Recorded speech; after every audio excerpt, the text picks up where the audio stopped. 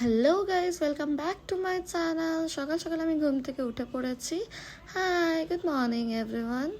So সকালবেলা ঘুম থেকে উঠে আজকে দেখলাম বাইরের ওয়েদারটা খুব বেশি সুন্দর। খুব বৃষ্টি হয়েছে কালকে সারা রাত, তো বাইরের ওয়েদারটা পুরো চুমু। তো আমি এসেই জানলার ধারে বসে পড়লাম, বাইরে এসে বসে দেখছিলাম ওয়েদারটাকে। সবাই তো শুয়েই আছে, তোমাদেরকেও দেখাই। দেখো আমার বাড়ির সামনেটা কিন্তু বেশ গ্রিনারি, আমার কিন্তু বেশ ভালোই লাগে, চারিদিকে গাছপালা চারিদিকে। তো আমি এসবই দেখছিলাম ঘুম থেকে উঠে, কারণ সকাল সকাল উঠে আমাকে আরও কাজ করতে হবে, তো একটু বসে নিলাম রেস্ট। এরই মধ্যে আমি সুজিকে ডাকছিলাম, সুজি আয় আয়, দেখো চলে এসছে এক ডাকে। সবসময় কিন্তু আসে না, তাই ওকে বলছিলাম ভেরি গুড বেটা, ও চলে, কারণ ও চলে এসছে এক ডাকে। ও কিন্তু আসে না, আগের দিনও আমি তোমাদেরকে বলেছি। ও কিন্তু মর্জির মালিক, দেখো ও কিন্তু ভিউটা এনজয় করছে, আশেপাশে দেখছে আর ঘো ঘো করছে। সো আমি কাজ বাজ সেরে স্নান করে রেডি হয়ে নিয়েছি, মানে রেডি হয়নি, মানে স্নান করে চেঞ্জ করে নিয়েছি, কাজ আজকে আমি তোমাদের সাথে বানাবো ধোসা। আজকে সন্ধ্যাবেলা টিফিনে খাবো ধোসা। তো ধোসা বানানোর জন্য আগের থেকেই আলুর পুরটা চাটনিটা আমি বানিয়ে নেবো। তো চলো দেখো কীভাবে আমি বানানো যাক। পুরো প্রসেসটা আমি দেখাবো না, কিছুটা দেখাবো। যদি তোমরা রেসিপিটা জানতে চাও তাহলে আমাকে তোমরা মেসেজ করো, আমি কিন্তু নিশ্চয়ই বলবো। তো আমি চলে এলাম রান্নাঘরে, আমাদের দেখতেই পাচ্ছ আমি আমাদের রান্নাঘরে চলে এসেছি। এবার আমি ধোসা বানাবো, তার জন্য আমার লাগবে আলু। আমি নিয়ে নেবো 6টা আলু। দেখো আলুগুলো নিয়ে নিচ্ছি এক এক করে। এবার আলুগুলোকে আমি চাকু খুঁজে পাচ্ছিলাম, তারপর দেখলাম চাকুটা ওপরে, তো চাকুটাকে আমি পেরে নেব। চাকুটাকে নিয়ে একটু আমার হাইটের উপরে এবার আলুটাকে আমি কেটে নেবো, তোমাদের সাথেও দেখাবো আলুটাকে আমি কিভাবে কাটছি। ঠিক আছে, তোমরা যদি ধোসা বানাতে যাও, কারণ আলুটাকে সেদ্ধ করতে হবে, কারণ ওটাকে পুরো ম্যাশ করবো আলুর পুর বানানোর জন্য। এইভাবে আমি দুপাশ করে কেটে নিয়ে আলুটাকে এক এক করে সব কেটে নেবো আলুগুলোকে। আলু কাটতে কাটতে গাইজ, তোমরা কোথা থেকে কে কে আমায় দেখছো আমায় কিন্তু জানিও। আমি দেখলাম বাংলাদেশ থেকে অনেকেই আমাকে ভালোবাসা দিচ্ছ।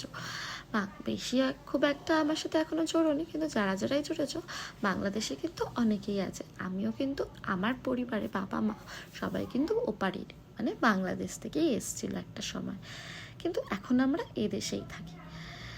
তো বাংলাদেশ থেকে আসার পর আমি শুনেছি আমাদের ওখানে এখনও নাকি একটা বাড়ি আছে, কিন্তু কেউ নাকি ওখানে থাকে না। বাট আমার যে বড় পিসি আগের দিন গেছিলাম, তারা কিন্তু মাঝে মধ্যেই যায়, ঘুরে আসে ওখান থেকে আমার পিসিরা, কিন্তু আমি কোনোদিনও নিজে থেকে যাইনি।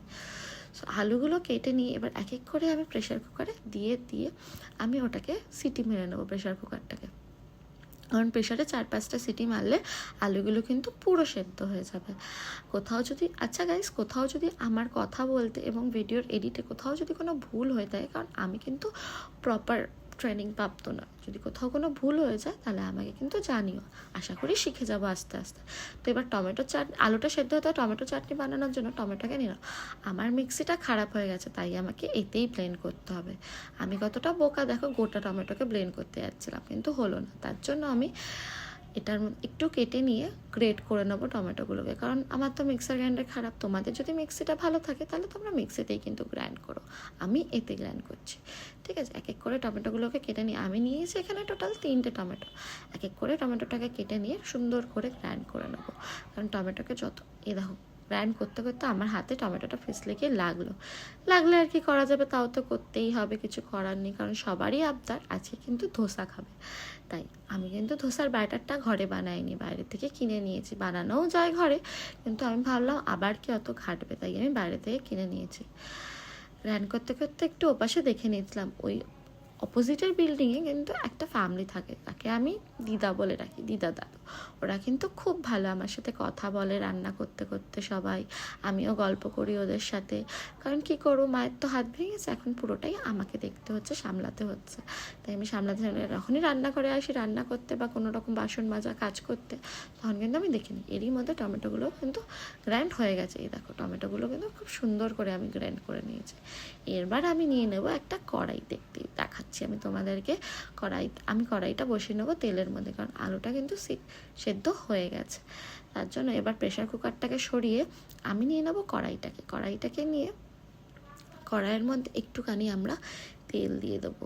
আমি এখানে ইউজ করছি কিন্তু গাইস সর্ষের তেল, কারণ রিফাইন তেল আমার বাড়িতে শেষ হয়ে গেছে, তাই যেটা আছে সেটা দিয়েই কাজ চালাই। তোমরা কিন্তু রিফাইন তেলেই করো। আমি শুয়ে পড়লাম চাটনি টাটনি বানিয়ে, কারণ আমি খুব ক্লান্ত হয়ে গেছি, সবাই ঘুমাচ্ছে আর আমার খিদে পেয়ে গেছে। ভাবছিলাম কি খাওয়া যায়, তাহলে একটু ঘরে চানাচুর আছে, চলো যাক চানাচুর খাওয়া যাক। আমি কিন্তু উঠে পড়েছি চানাচুরের উদ্দেশ্যে, চানাচুর একটু নেব। আমার কিন্তু চানাচুর খেতে শুধু শুধু খুব ভালোই লাগে, যখনই মন চায় তখনই। এই খেয়ে খেয়ে কিন্তু আমি মোটা হয়ে গেছি অনেক বেশি, আমাকে একটু রোগা হতে হবে। আমিও ভাবি, কিন্তু এই রোগা হওয়ার ভাবনাটা ভাবনাই থেকে যায়, কিন্তু খাওয়া থেকে কে আটকায়। আমি তো খুব প্রচণ্ড ফুডি, তাই আমি খুব খেতে ভালোবাসি, তাই আমি চানাচুর খেয়ে নেবো। দেখাচ্ছি তোমাদেরকে, দেখো তোমরাও দেখো। আমি কিন্তু খুব বেশি চানাচুর খাইনি, একটুখানি খাই মুখে স্বাদ আনার জন্য। দেখো পুরো প্যাকেট উল্টে নিয়েছি, কারণ প্যাকেটে এইটুকুই ছিল। সো তোমাদেরকে এবার দেখাই ধোসাটা কেমন হয়েছে, আমার দাদার কেমন রিয়াকশান। দাদাকে বলছিলাম, দাদা বল একটু ধোসাটাকে কেমন হয়েছে। ও বলছে তুই ক্যামেরা বন্ধ কর। আমি বললাম না, তুই আগে বল ধোসাটা কেমন হয়েছে। ও কিন্তু ধোসাটা টেস্ট করে বললো খুব সুন্দর হয়েছে। দেখো ওর রিয়াকশান থেকে বোঝা যাচ্ছে ধোসাটা খুব ভালো হয়েছে। আমার মাও খুব খুশি হয়েছে।